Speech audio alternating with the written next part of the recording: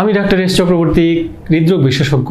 আজ আমার আলোচনার বিষয় হৃদরোগের পরীক্ষা নিরীক্ষার খরচ।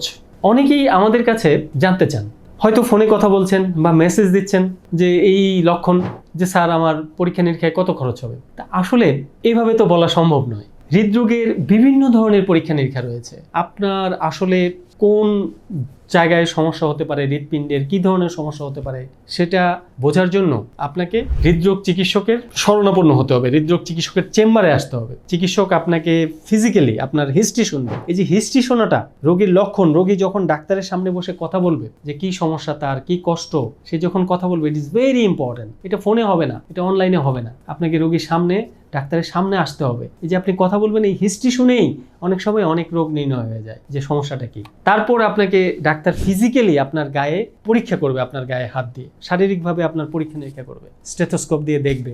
এইটা একটা ইম্পর্টেন্ট পার্ট আপনার রোগ নির্ণয়ের জন্য, বা আপনার কি ধরনের পরীক্ষা নিরীক্ষা আপনার প্রয়োজন, আপনার সমস্যাটা কোথায় থাকতে পারে। তো এটাও একটা গুরুত্বপূর্ণ প্রক্রিয়া। তারপরে হলো আপনার ইতিমধ্যে কি কি পরীক্ষা নিরীক্ষা করা আছে, তো সেই পরীক্ষা নিরীক্ষার রিপোর্টগুলিও আপনাকে, যদি ইতিমধ্যে কিছু করা থাকে সেটাও আপনাকে নিয়ে আসতে হবে।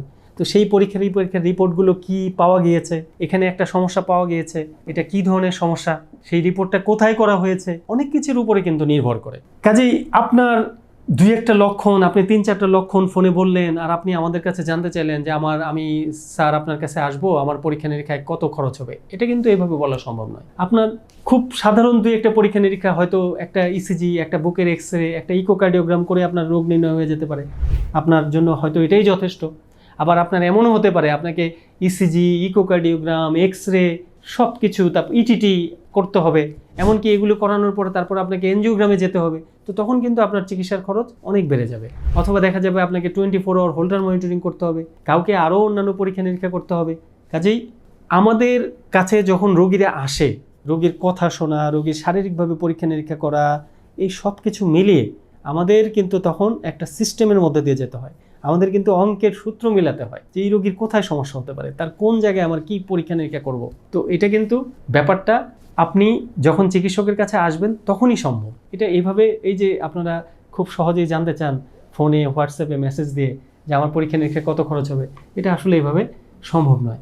আপনাকে আপনার আসতে হবে চিকিৎসকের কাছে, ফিজিক্যালি আসতে হবে, কথা বলতে হবে, আপনাকে দেখাতে হবে ডাক্তারকে। তারপরেই আমরা আপনাকে বলতে পারবো যে আপনার রোগ নির্ণয়ের জন্য যে পরীক্ষা নিরীক্ষাগুলো প্রয়োজন তার খরচ কত হবে।